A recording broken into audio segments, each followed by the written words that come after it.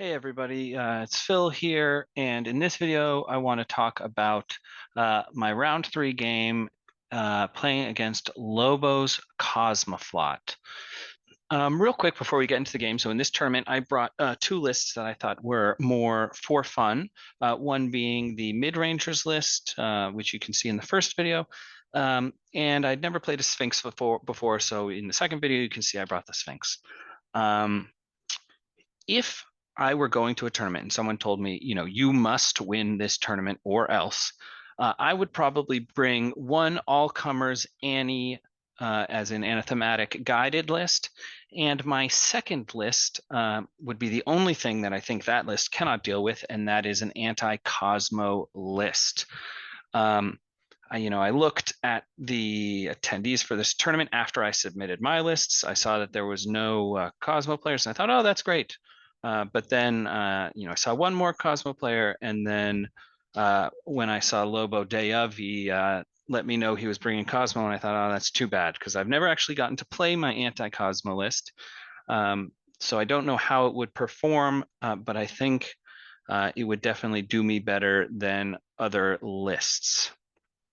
So that's a video I might make in the future. How can we build to survive against Cosmo in vanilla combined? So we'll see if I make that video. Anyway, to get to this game, we're playing Looting and Sabotaging versus Lobo's Cosmo. Lobo usually plays two lists in Cosmo. This list, which I believe is the stronger list, and then a kind of variation on this, but that brings Margot and Duroc. But getting into this list, we have kind of the quintessential Volcalac link. I believe Lobo has said before, if you're paramedicing the NWI Volcalac, something, you have a chance of killing it. It's probably not worth it. I don't know if there's something he could do with those 3 points, but he has the paramedic here, just in case. It's a very powerful ARO piece, and it is pure in that row cut link. We have Wallace. Whip 15 gives you a bit of a better chance of going first, which is great with this list because it has a very powerful alpha strike. He makes all of your orders, irregular orders, regular, and his free coordinated move can be used to coordinate, the bear pod and maybe some other things into a move, just getting the bear pod that much closer to the opponent DZ. He has an SAS, which is a great piece at just trading with another piece, also a specialist, all around great. And Usha, who can easily take out, something that's a thorn in your side. And if played carefully and given the right circumstances, can take out a number of pieces. Then in group 2, we have this Harris, two Varangians who will be throwing smoke on burst 2. And we have the unknown stranger leading that Harris, who can shoot burst 5 AP, mimetism, MSV1. You really don't want to CC him because he's natural born warrior and martial arts with a T2 CC weapon. He's a extremely powerful model. We have the regular bear, not as strong as the irregular bear because it doesn't have that heavy shotgun fork. Instead, it has a chain rifle and grenades fork. So in comparison, it is not as strong, but in a vacuum, it is still extraordinarily strong. And then we have a new addition to Cosmo. Thank goodness they needed it. Very strong 12-point model. Great warband, is regular, doesn't matter in this list, but he is regular. Metachemistry, burst 2 chain rifle, smoke grenades, APD, a CC weapon. I think martial arts level 1. Yeah, very strong warband. So that is Lobo's list. And let's get into the game. I am bringing the mid-rangers list. I think it has a better chance at destroying the console. And if you haven't seen, that list versus Starmada, you go ahead and take a peek. It's a cool list. So getting into the game, Lobo wins the lieutenant role and elects to go first. I elect to deploy on the other side of the table. I think it's a little easier to deploy on. And we get to deploying. So he deploys first. He deploys, I believe this is the Bearpod controller. We have two Varangians and the unknown stranger. We have the regular bear, We have Volkolak and Friends Link here. We have Wallace hiding up here prone. I think Denma is around here somewhere, and there's an SAS in the building up there. So, I see two things are missing. The irregular bear and one camo marker. I do know Lobo's list quite well, so I know what's missing. And that is Usha and the irregular bear. I know those will be the reserves.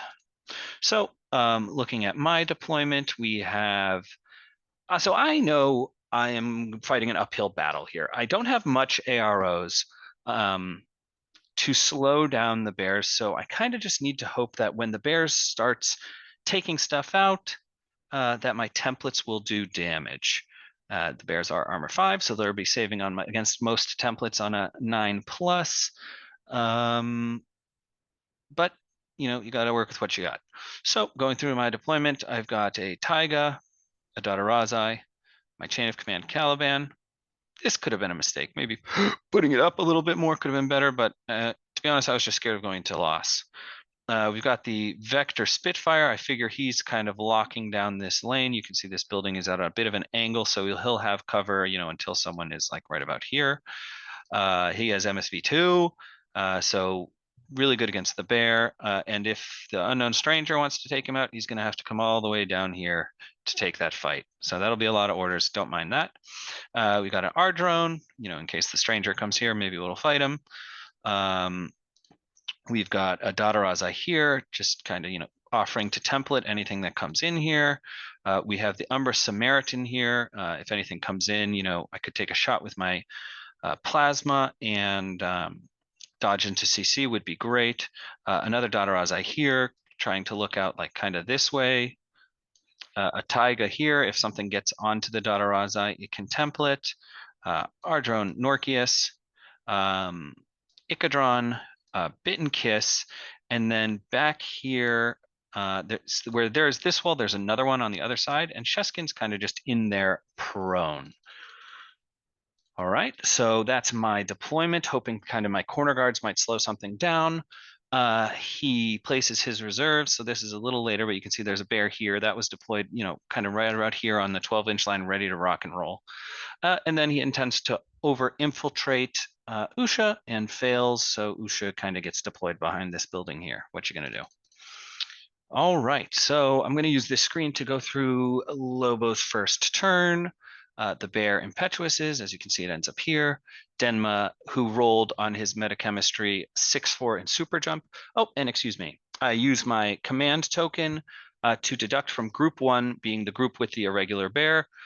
Maybe I should have deducted from the unknown ranger, but I didn't do that. And sorry, jumped ahead of myself. My Liberto was my reserve. And looking back on it, I think this is my first big mistake of the game. I think I have like a lot of coverage here with the Umbra, the Dadarazai, the Taiga, and Norkius. And I think that my weakest point is over here where I just kind of have the Icadron and Bit and Kiss.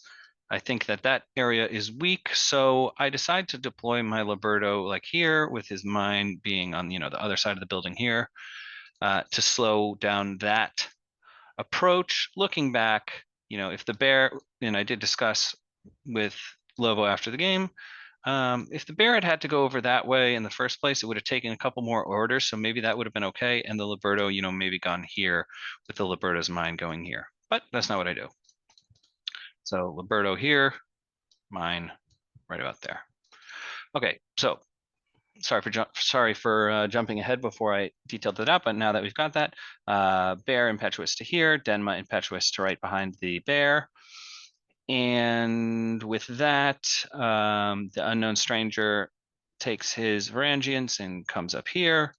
He fights the R drone, takes out the R drone, and now it's time for the SAS and the bear to move. So I believe he does, the Wallace coordinated order, bear moves, SAS move, but not to be seen by the Dadarazai yet.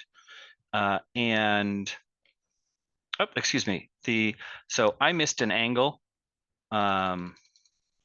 here. I thought, that the Dadarazai just saw this line. Lobo said he could see the Dadarazai here. So he takes some shots at the Dadarazai, who successfully dodges out of the way and gets back to here.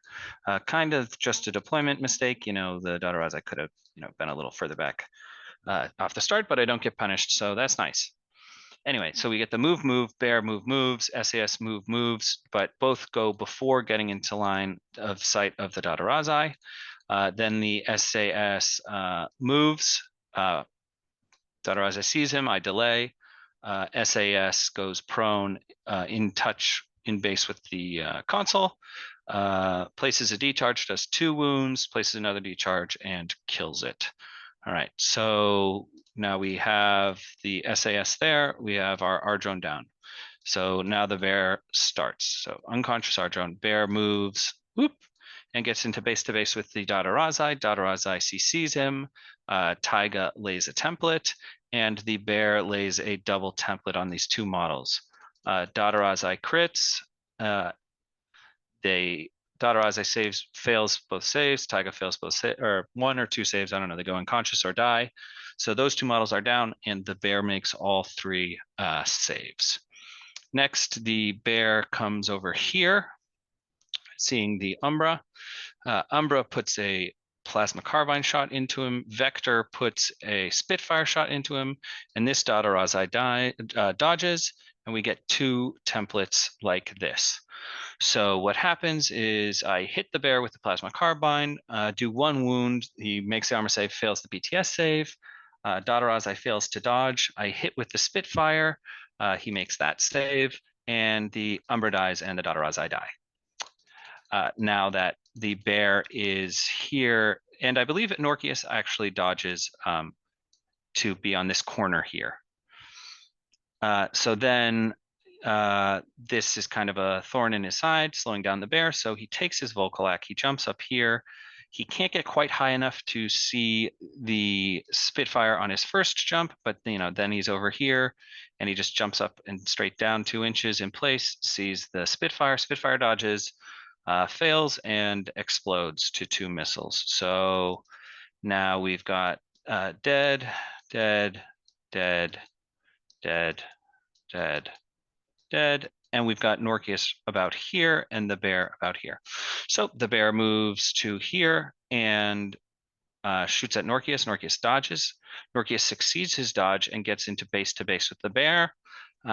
So that's a good thing. That'll slow down the bear. Bear doesn't want to CC Norkius because Norkius will be stealing wounds off him if he decides to berserk, and Norkius is likely to win the C2C if he decides CC fight if he decides not to berserk. So what does he do? He takes the unknown stranger and moves him over here. And fires shots into CC. So he's firing 5 Spitfire shots on 10s. He hits Norkius 4 times, hits the bear once. Norkius dies, and the bear makes its 1 armor save. All right, so then the bear comes around here, generating a zone of control arrow with my R drone. R drone dodges. Bear puts 2 shotgun slugs into the R drone. R drone succeeds its dodge and survives. So then next the bear comes to here, and the Dadarazai can see it, the Taiga can see it, and here I'm kind of figuring the game is done. I've got 1, 2, 3, 4, 5, 6, 7 dead models. I just want to kill that bear who has been very tanky thus far this turn. So I put 2 templates, 1 from the Dadarazai, 1 from the Taiga. He splits, putting 1 template on the Dadarazai, 1 on the Taiga. The bear makes both saves, and the Dadarazai and the Taiga go down. So then he kind of retreats the Unknown Stranger Harris. So Unknown Stranger ends here, 1 Brangian here, and 1 Brangian. Oops, sorry, mouse too sensitive. There. Okay, so I believe my next picture is somewhere around the end of that turn. So let's take a look. Yep, so we can see the bear with 1 wound here. We can see the R drone changed its facing a little because it succeeded to dodge. And you can see pretty much everything else is dead. Spitfire gone, Umbra gone, etc.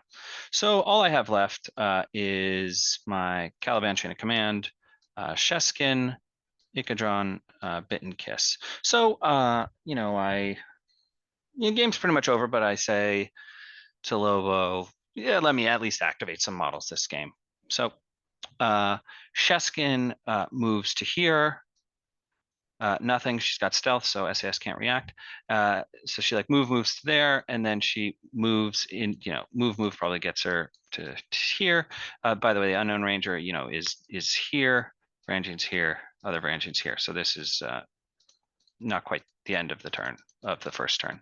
So Sheskin, not the best odds against the SAS. I might be slightly favored to win, maybe by 1 or something, but I get lucky and I blow him up with a regular CC. I decide I want the damage 18 instead of the 3 damage 14. So put him down. Sheskin powers up. Sheskin moves to here. She sees the bear. She puts 4 shots into him. The bear smoke dodges, fails, and I kill the bear. Then with just about the last order of my turn, Sheskin goes into suppressive here. And then his turn, it does take him a lot of orders, pretty much the whole turn. But the unknown stranger Harris, comes up, the Varangians throw smoke, they throw smoke again, Sheskin dodges, they come towards her, Sheskin dodges again. She ends up, down here somewhere, but the unknown stranger comes to here and puts 5 shots into her and kills her. And once she's down, we pretty much call the game. I think I might start my bottom of round 2 and try to kill the unknown stranger with my Caliban from behind, but I fail and I miss all the shots. Then he turns around and double chain colts me and kills me. Might take 1 rune from my SMG and not die. So that's the end of the game. Pretty one-sided, but I think it's worth posting. If someone wants to see just how you can effectively alpha strike with a bear and just see kind of what happens when the bear starts making a couple armor saves, just kind of kills everything. Again, I wish I had my anti-Cosmo list, but that wasn't the case. And maybe look forward to the future where maybe I make that video about how can we prevent this as vanilla CA. So that's it. Thanks so much for watching, and see you in the next one.